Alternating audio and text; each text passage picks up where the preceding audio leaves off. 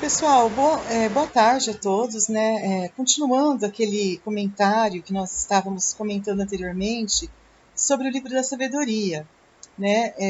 Meu nome é Caroline Zanardo, né? Conforme eu já falei várias vezes, e hoje então a gente vai dar sequência ao livro da sabedoria. Sabedoria na criação e na libertação. O primeiro homem, o pai do mundo, que foi criado sozinho, foi a sabedoria que cuidou dele, tirou-o de seu próprio pecado e deu-lhe o poder de reinar sobre todas as coisas, e porque o perverso, na sua ira, dela se afastou, pereceu depois de seu furor fratricida, e estando a terra submersa por causa dele pelo dilúvio, a sabedoria de novo o salvou, conduzindo o justo num lenho sem valor. E quando as nações unânimes caíram no mal, foi ela que distinguiu o justo, o manteve irrepreensível diante de Deus, e lhe deu a força para vencer sua ternura pelo seu filho.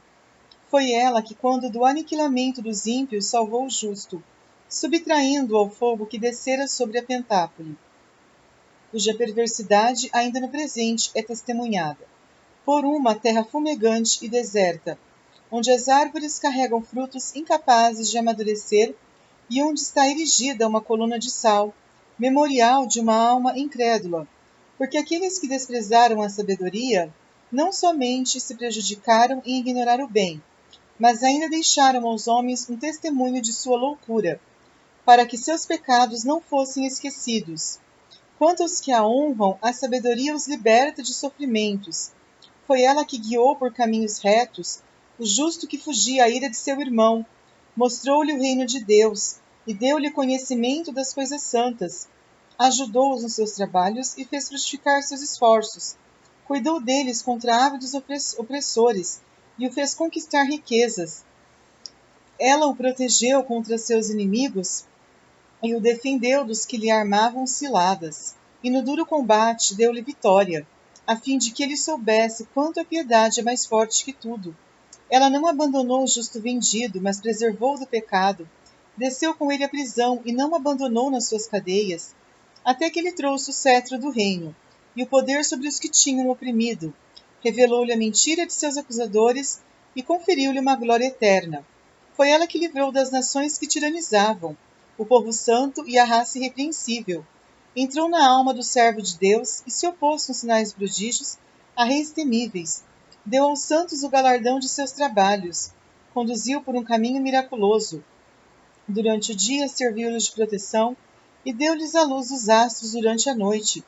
Fê-los atravessar o mar vermelho e deu-lhes passagem através da massa das águas, ao passo que engoliu seus inimigos, e depois os tirou das profundezas do abismo. Também os justos, depois de despojados dos ímpios, celebraram, Senhor, vosso santo nome, e louvaram unidos num só coração vossa mão protetora, porque a sabedoria abriu a boca aos mudos e tornou eloquente a língua das crianças. Então aqui está falando sobre como a sabedoria ela foi importante, ela ainda é importante na criação e na libertação. Como assim? Na criação do mundo, né? Quando o homem foi criado, essa sabedoria ela cuidou dele e ela realmente está longe dos maus caminhos, dos homens perversos, das pessoas que vivem uma vida longe dos ensinamentos de Deus, das pessoas que vivem na sua loucura, dos ímpios, né? Ela que realmente aniquila os ímpios e salva os justos. É a sabedoria divina, não é uma força cósmica, como muitos acreditam, não é um efeito da sorte, não é o acaso. É a sabedoria que cuida dos filhos de Deus e faz com que ele fique livre dos seus opressores, dos seus sofrimentos. Ela é que protege as pessoas da maldade dos outros, dos que armam ciladas, e que dá vitória para as pessoas. Ela entra na alma dos servos de Deus. Ela que os protege, como eu disse anteriormente, né? Juízos históricos. Pela mão de um santo profeta planou suas dificuldades.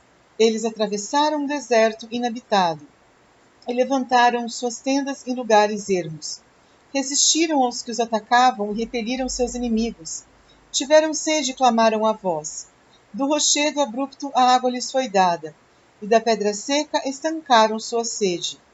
porque os elementos que tinham servido para punir seus inimigos foram-lhe dados na sua necessidade como benefício, em lugar das ondas de um rio perene, turvadas por uma lama de sangue, pela punição do decreto que consagrava crianças à morte. Vós lhes deste de maneira inesperada água em abundância, mostrando-lhes pela sede que então sofreram, como puniste seus inimigos.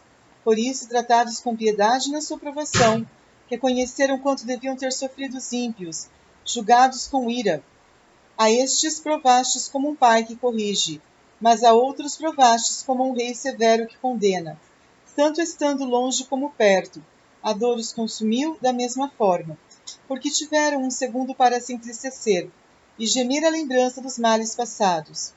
Compreendendo com efeito que o que era para eles castigo, era para outros ocasião de benefício, sentiram a mão do Senhor, aquele que outrora exposto e abandonado, tinham repelido com zombaria, admiraram-no finalmente, porque sofreram uma sede diferente da sede do justo. Então aqui está falando que realmente essa sabedoria, ela pune os inimigos. Ela realmente, aquelas pessoas que sofrem, ela vai tratar com piedade, né? Ela vai realmente ver que ela os defende, essa sabedoria os defende dos ímpios. Ela prova essas pessoas boas. Essas pessoas, na realidade, elas são defendidas pela sabedoria, os justos, né? Os ímpios não, os ímpios são julgados, punidos pelo próprio ídolo. Por outro lado, para os punir dos loucos pensamentos de sua perversidade, que os faziam extraviar-se, na adoração de répteis irracionais e de vis animais, enviastes contra eles uma multidão de animais estúpidos, a fim de que compreendessem que por onde cada um peca, será punido. Não era difícil a vossa mão toda-poderosa, que formou o mundo de maneira informe, mandar contra eles bandos de ursos e de leões ferozes, ou animais desconhecidos e de uma nova espécie cheios de furor, exalando um hálito inflamado, espalhando um fumo infeto, ou lançando de seus olhos faíscas terríveis, capazes não só de os exterminar com seus golpes, mas ainda de os matar de terror só pelo seu aspecto. E mesmo sem isso, eles poderiam perecer por um sopro, perseguidos pela justiça e arrebatados pelo vento de vosso poder. Mas dispusestes tudo com medida, quantidade e peso, porque sempre vos é possível mostrar vosso poder imenso, e quem poderá resistir à força de vosso braço? Diante de vós o mundo inteiro é como um nada, que faz pender a balança, ou como uma gota de orvalho, que desce de madrugada sobre a terra. Tendes compaixão de todos, porque vós podeis tudo, e para que se arrependam. Fechais os olhos aos pecados dos homens, porque amais tudo o que existe, e não odiais nada do que fizestes. Porquanto se o odiasseis, não o terias feito de modo algum. Como poderia subsistir qualquer coisa, se o não tivesses querido, e conservar a existência se por vós não tivesse sido chamada? Mas poupais todos os seres, porque todos são vossos. Ó Senhor, que amais a vida, vosso Espírito incorruptível está em todos. Então aqui fala que, na verdade, essa sabedoria, ela pune as pessoas pela sua própria perversidade. Ou seja, não tem como o perverso, a pessoa que faz o mal, as pessoas que cultuam coisas irracionais, répteis, essas pessoas, elas são punidas. Por quê? Porque elas estão pecando. Então aqui mostra que a mão de Deus, ela não está fazendo vista grossa para essas pessoas que cometem essas atrocidades, que cometem esse tipo de atitude errada. Por quê? Porque Deus, ele mostra o poder imenso dele em tudo. Como eu até costumo comentar, Deus, ele não está indiferente ao que acontece no mundo. Às vezes, o pecador, ele acredita que Deus está indiferente, mas aqui fala que Deus, ele realmente não está indiferente, ele não faz vista grossa. Ele realmente pune aquele que precisa ser punido e faz justiça aos que precisam ser justificados, para salvar o pecado. É por isso que castigais com brandura aqueles que caem, e os advertis mostrando-lhes em que pecam. a fim de que rejeitem sua malícia e creiam em vós, Senhor. Foi assim que se deu com os antigos habitantes da Terra Santa. Tinhas horror deles por causa de suas obras detestáveis, sua magia e seus ritos ímpios, seus cruéis morticínios de crianças, seus festins de entranhas, carne humana e sangue, suas iniciações aos mistérios orgíacos, e os crimes de pais contra seres indefesos. E resolvestes aniquilá-los pela mão de nossos pais, para que esta terra que estimais entre todas recebesse uma digna colônia de filhos de Deus. Contudo, porque também eles eram homens, vós os poupastes, enviando-lhes vespas precursoras de vosso exército, para que ela os fizessem perecer pouco a pouco. Não é que vos fosse impossível esmagar os maus por meio dos justos num combate, ou exterminar todos juntos por animais ferozes ou por uma palavra categórica, mas castigando-os pouco a pouco, dáveis tempo para o seu arrependimento, não ignorando que sua raça era maldita, ingênita a sua perversidade, e que jamais seus pensamentos se mudariam, porque sua estirpe era má desde a origem, não era por temor do que quer que fosse, que vos mostrasseis indulgentes para com eles em seus pecados. Porque quem ousará dizer que fizestes tu, e quem se oporá a vosso julgamento? Quem vos repreenderá de terdes aniquilado nações que criastes? Ou quem se levantará contra vós para defender os culpados? Não há fora de vós um Deus que se ocupa de tudo, e a quem deveis mostrar que nada é injusto em vossos julgamentos. Nenhum rei, nenhum tirano que vos possa resistir, em favor dos que castigastes. Mas porque sois justo, governais com toda justiça, e julgais indigno de vosso poder, condenar quem não merece ser punido, porque vossa força é o fundamento de vossa justiça, e o fato de ser de Senhor de todos, vos torna indulgente para com todos. Mostrais vossa força aos que não creem no vosso poder, e confundis os que não a conhecem e ousam afrontá-la. Senhor de vossa força, julgais com bondade, e nos governais com grande indulgência, porque sempre vos é possível empregar vosso poder quando quiserdes. Agindo desta maneira, mostrastes a vosso povo que o justo deve ser cheio de bondade, e inspiraste a vossos filhos a boa esperança, de que após o pecado lhes darei tempo para a penitência, porque se os inimigos de vossos filhos dignos de morte, vós os haveis castigado com tanta prudência e longanimidade, dando-lhes tempo e ocasião para se emendarem. Com quanto cuidado não julgareis vós os vossos filhos, a cujos antepassados conhecedestes com juramento, vossa aliança repleta de ricas promessas. Então aqui fala que, na verdade, Deus ele castiga aquelas pessoas que caem, né? Aquelas pessoas que fazem o que é errado, que pecam, Deus ele realmente rejeita a malícia delas, o pecado delas, e ele realmente tem horror aos seus pecados, às suas obras detestáveis, aos seus ritos ímpios, às suas atitudes erradas. Ele realmente fica indignado com isso, por quê? Porque ele é um Deus justo, ele é um Deus que não admite o pecado. E ele realmente faz isso. Ele esmaga os ímpios, ele realmente faz com que essas pessoas sejam, vamos dizer assim, aniquiladas, elas sejam repreendidas e elas realmente possam pagar pelos seus pecados, porque Jesus, Deus, ele realmente governa com justiça, correção para o arrependimento. Portanto, quando nos corrigis, castigai 1000 vezes mais nossos inimigos, para que em nossos julgamentos nos lembremos de vossa bondade, e para que esperemos em vossa indulgência quando formos julgados.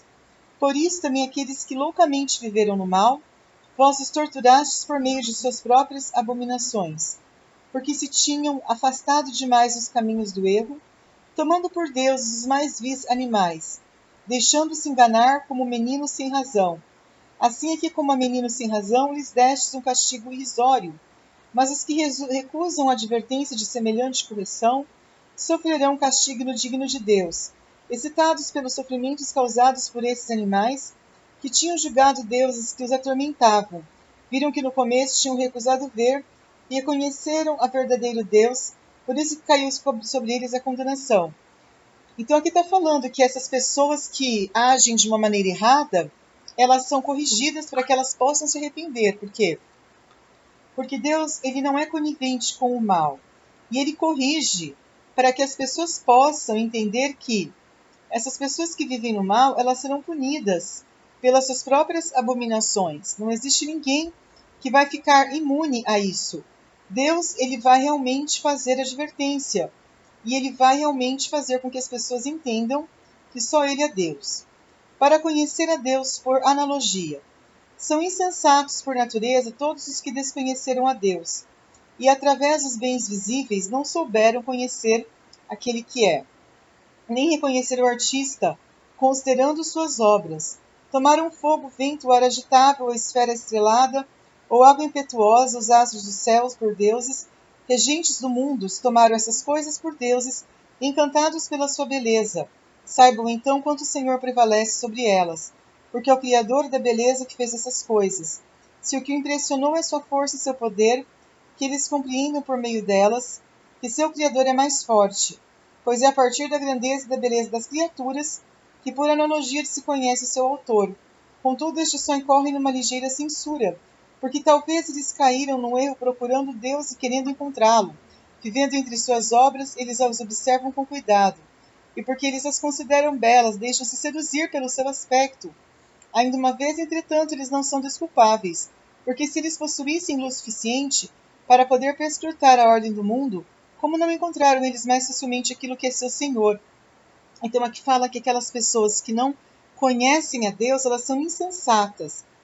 Aquelas pessoas que, através dos bens visíveis, aquelas pessoas que tendo a oportunidade de conhecer a Deus, não o conhecem, elas são pessoas que, com certeza, elas são, vamos dizer assim, elas não estão fazendo a vontade dele, né? Elas são pessoas ignorantes. E é importante que o ser humano entenda que eles precisam realmente aprender a esperar em Deus e a conhecer a Deus e amar a Deus principalmente.